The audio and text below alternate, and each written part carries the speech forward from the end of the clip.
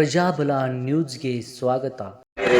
ಯುವಕ ಮಿತ್ರರೇ, ಹಿರಿಯ ಹಾಗೂ ಊರಿನ ಎಲ್ಲ ಸಮಾಜದ ಮುಖಂಡರು, ಇವತ್ತು ವಿಶೇಷವಾಗಿ ಮುತ್ತಿ ಗ್ರಾಮದಲ್ಲಿ ಪ್ರಥಮ ಬಾರಿಗೆ ಈ ಒಂದು ಇಫ್ತಾರ್ ಸಮರ್ಥ ಕೂಟವನ್ನ ಯುವಕರಲ್ಲಿ ಭೇದಗಳನ್ನ ಹುಟ್ಟಿಸುವಂತ ಅನೇಕ ಶಕ್ತಿಗಳ ನಡುವೆ ಮುತ್ತಿ ಗ್ರಾಮ ಇದು ಪುರಾತನವಾದ ಗ್ರಾಮ. ಈ ಗ್ರಾಮದಲ್ಲಿ ಈ ರೀತಿಯಾದ ಸಂವಾದಯುತ ಕಾರ್ಯಕ್ರಮಗಳು ನಡೀತಾ ಇದ್ದಾವೆ ಅಂತ ಹೇಳ್ಬೇಕಪ್ಪ ಅಂತಂದ್ರ ಇದು ಅಣ್ಣ ಬಸವಣ್ಣವರು ಹಾಕಿಕೊಟ್ಟಂತ ಮಾರ್ಗದಲ್ಲಿ ನಾವೆಲ್ಲರೂ ನಡೀತಾ ಇದ್ದೇವೆ ಅಂತಕ್ಕಂಥ ನಾವು ಈ ಸಂದರ್ಭದಲ್ಲಿ ನೆನೆಸ್ತಾ ಇದ್ದೇನೆ.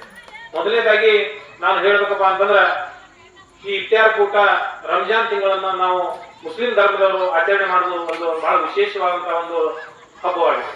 ಮುಸ್ಲಿಂ ಆಚರಣೆಗಳಲ್ಲಿ ಈಗ ತಾನೇ ನಮ್ಮ ಸಹೋದರರು ಹೇಳಿದಂತೆ 5 ಪ್ರಮುಖ ಆಚರಣೆಗಳು. 1ನೇದು ಕಲಿಮಾ, 2ನೇದು ನಮಾಜ್, 3ನೇದು ರೋಜಾ, 4ನೇದು ಜಕಾತ್, ಆಮೇಲೆ ಕೊನೆಗೆ ಬರ್ತಕ್ಕಂಥದ್ದು ಹಜ್. ಇದರಲ್ಲಿ 3ನೇ ಒಂದು ಆಚರಣೆ ಯಾವಪ್ಪ ಅಂತಂದ್ರ ರಂಜಾನ್ ತಿಂಗಳ ರೋಜಾ. ಈ ರೋಜಾ ಕೇವಲ ಉಪವಾಸ ಇದ್ದುಕೊಂಡು ಹೊಟ್ಟೆಯನ್ನ ಉಪವಾಸ ಇರುವುದು ಮಾತ್ರ ಅಲ್ಲ, ಇದು ನಮ್ಮ ಎಲ್ಲ ಸರ್ವಾಂಗಗಳಿಗೆ, ನಮ್ಮ ನವ ಇಂದ್ರಿಯಗಳಿಗೆ ರೋಜಾವನ್ನ ನಾವು ಅರ್ಪಿಸ್ಕೊಳ್ಬೇಕಾಗ್ತದೆ. ಹೆಂಗಪ್ಪ ಅಂತಂದ್ರ ನಮ್ಮ ಕಾಲಿಗೂ ರೋಜಾ ಅದ, ಕೈಗೂ ರೋಜಾ ಅದ, ಕಣ್ಣುಗಳಿಗೆ ರೋಜಾ ಅದ, ಮನಸ್ಸಿಗೂ ರೋಜಾ ಅದ.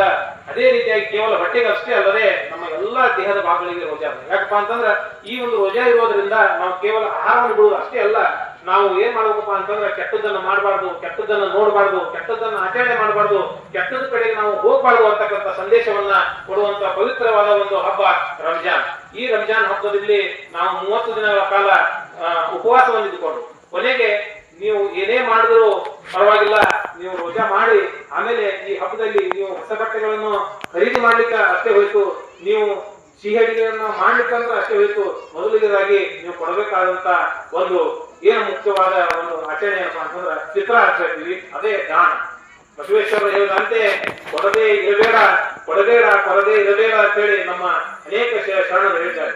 ನಾವು ನಮ್ಮ ಇಸ್ಲಾಂ ಧರ್ಮದಲ್ಲೂ ಸಹಿತ ದಾನದ ಬಗ್ಗೆ ನಮ್ಮ ಮೊಹಮ್ಮದ್ ಪೈಗಂಬರವರು ಬಹಳ ಮಾರ್ಮಿಕವಾಗಿ ತಿಳಿಸಿದ್ದಾರೆ.